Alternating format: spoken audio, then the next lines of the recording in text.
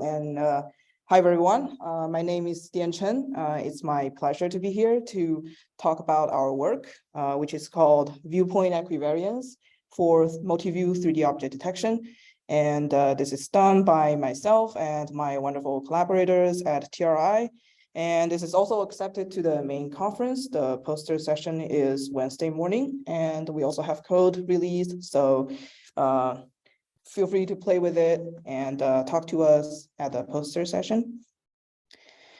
And since the topic of the workshop is vision-centric autonomous driving, I'd like to first give you a quick overview of the recent advances, which I think consists of two main parts. The first one is the data, where we have witnessed many high-quality, large-scale data sets facilitating the field of autonomous driving research, including the real data with 3D labels, and also high fidelity simulation data. The other mainstream is the advances around architecture, especially for the perception stack. Here, just to give you a 1-minute quick literature review, where we have largely moved from the molecular 3D object detection, followed by heuristics to merge the local prediction into the global view, to this multi-view 3D object detection, where fusing information from multi-view images comes at a very much earlier stage, and which obviously have more benefits to the learning.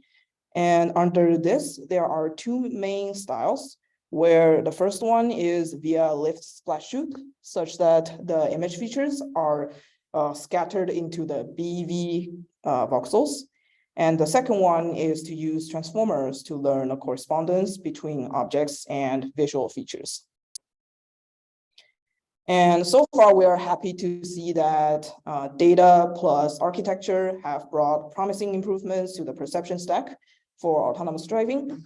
And while they are two very effective routes, in this work, we are thinking, how about the principles in the physical world, the world that autonomous vehicles actually operate in?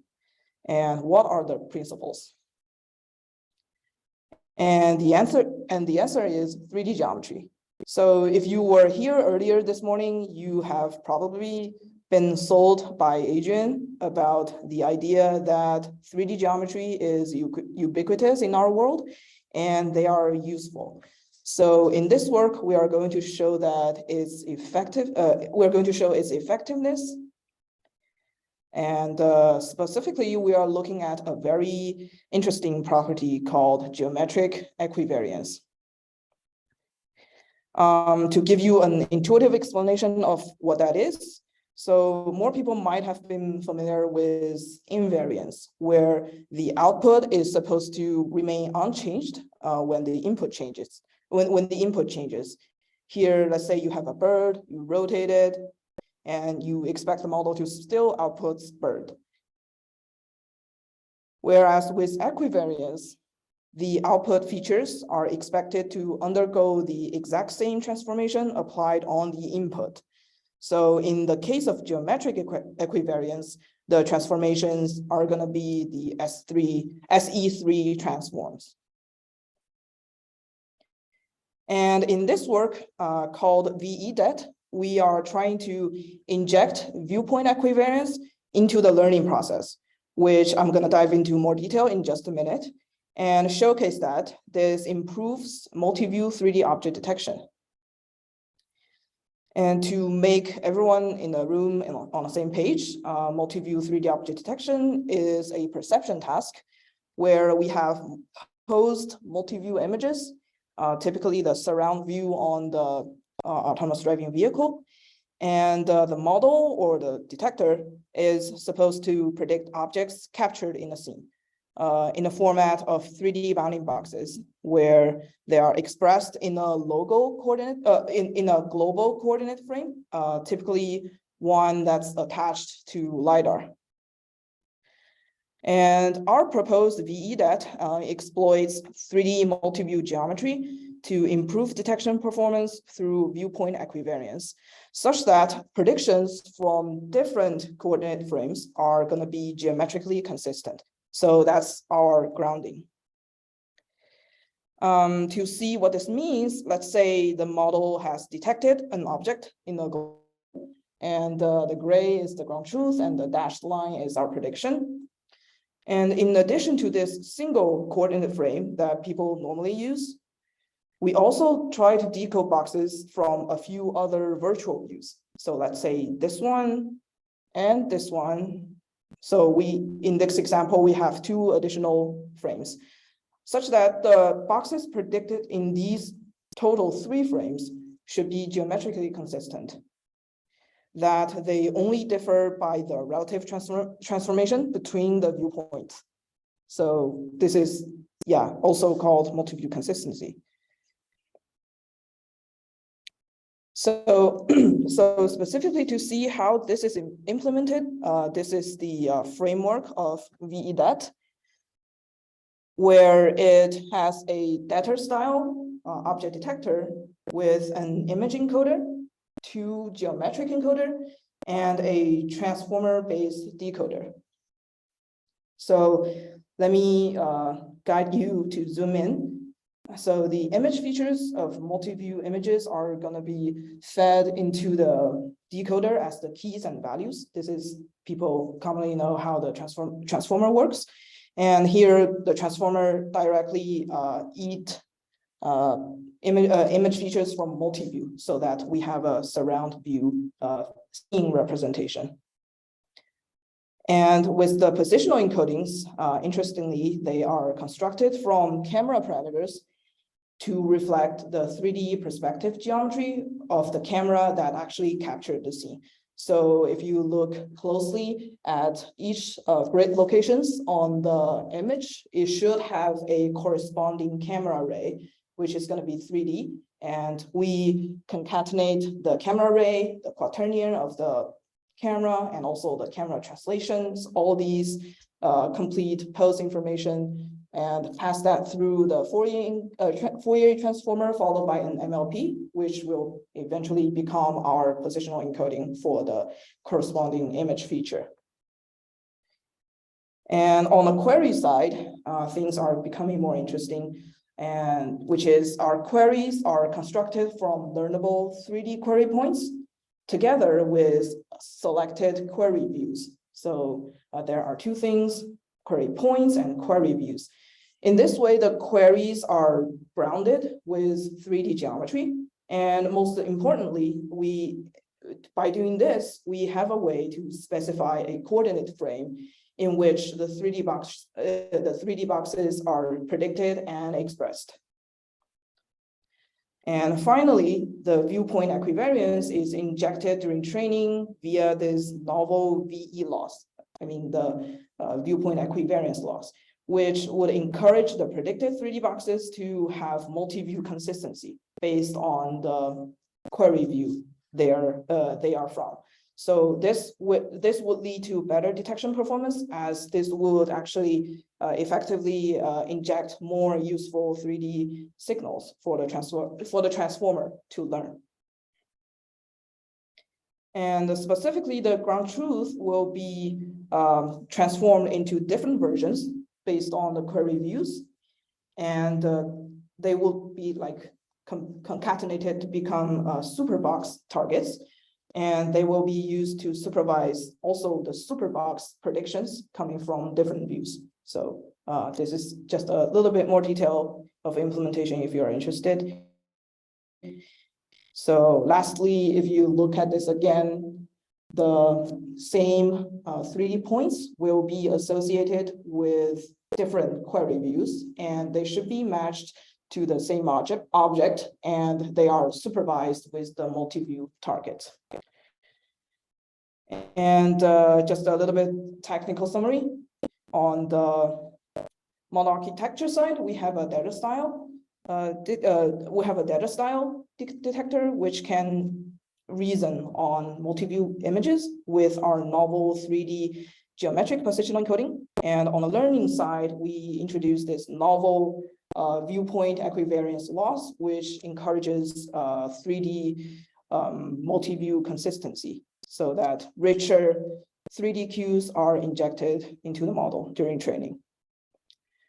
And just to give you a very quick glance at the performance, we achieved state-of-the-art detection on NuScenes, large-scale driving dataset. So a lot of people have probably be familiar with it, but just a quick summary of what this dataset looks like. It has such stats and 6 surround camera views, which is an ideal target for showcasing this work. And to give you some visualizations, we obviously achieve very geometrically consistent predictions for the detection, both for day and night. And if you look at the translation error, it actually is much lower than the comparable work, thanks to the viewpoint equivariance objective. And also this actually helps guiding the attention much better to look at relevant areas and focus on a relevant area. So this Petter V2 is a very closely related work that also adopts transformer, and we can show that by adopting our positional encoding and the novel loss, we can achieve better attention. And as mentioned, we are achieving state-of-the-art performance, but I'm not gonna brag about the numbers here, they are boring. So if you are interested, you can take a closer look at our paper. And also we just want to say that also via extensive ablation studies, we have verified the effectiveness of the 2 main components, which are the effectiveness of the 3D geometric positional encodings, as well as the viewpoint equivariance loss.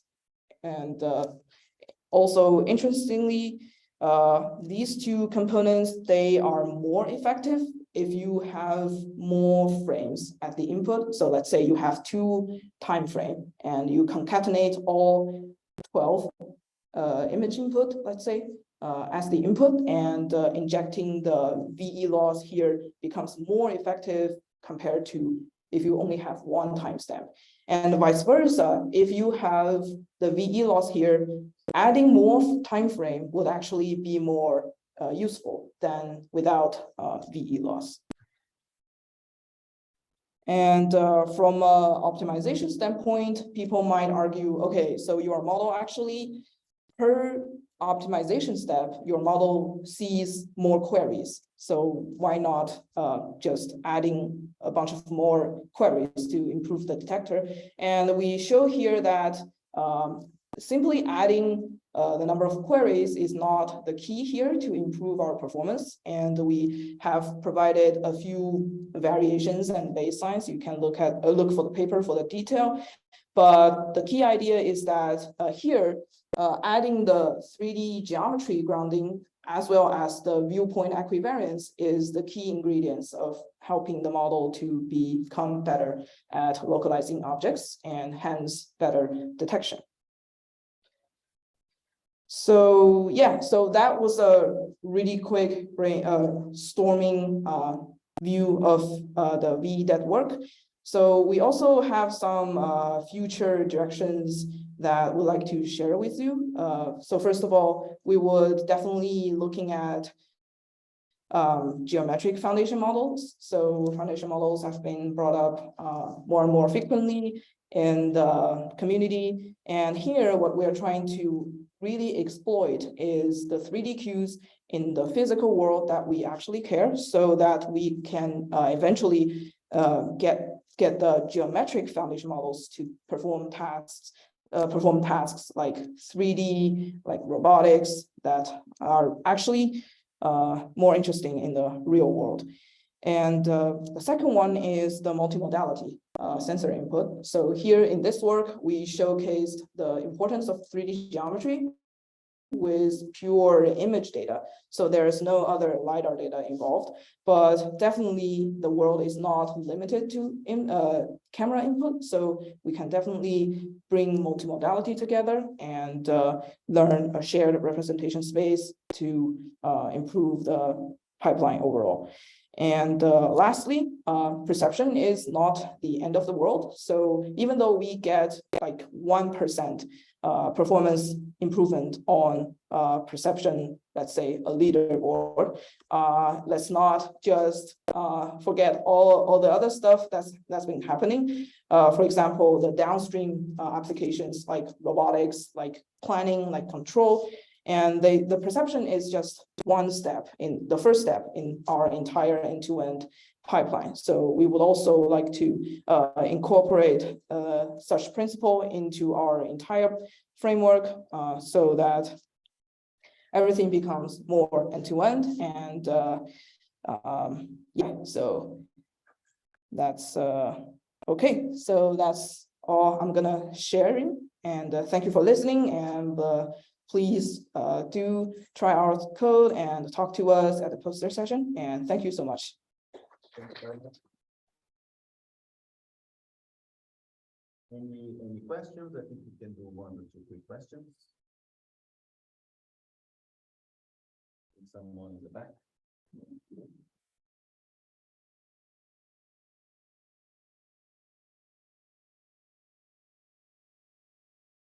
Multiple purposes. So I mean, seems like there are so many components here, and I was a little probably read your paper carefully. But you've got are you combining the ray cluster-based approach with the attention-based? Like you've got a geometric encoder, seems like that's that issue, but it might not be. The other one is transformer-based. Right, yeah. So lift splash shoot is like more explicit, where you use the depth distribution to explicitly put the feature into the BV grid, right? Whereas here we are trying to encode the scene implicitly via positional encodings for the transformer, right? So if you have your feature map for the images, each position of them actually correspond to a 3D geometry property, right? Extrinsics and yeah, using intrinsics and extrinsics. So you have unit length ray, and you encode the ray, the pose to represent the geometry of your of how your image is actually formed. in the voxel grid. Yeah, we don't have voxel grid, so It's just a point. so we use unit length, right? So the transformer will learn to do the triangulation implicitly, and we are also not using any depth information here, which definitely going to be helpful in the future. So here we are using the unit length rate to specify the direction. And so somehow gets mapped onto the video. yes, the model will learn the triangulation implicitly. Yeah. Thank you. Hi, great work. Just one quick question. Very interesting that the Fourier transform actually does that here. You have any insightful idea why? So Yeah. So there are also some prior work that directly map the coordinates via MLP. And it's just that we empirically found that using Fourier as the first step will make the coordinates more expressive, because if we care about the minute change in the localization, it can be considered as like a high frequency signal. So using Fourier to map it to a much more expressive space helps the model to converge faster. That's what I've observed during training. Thank you for the question. I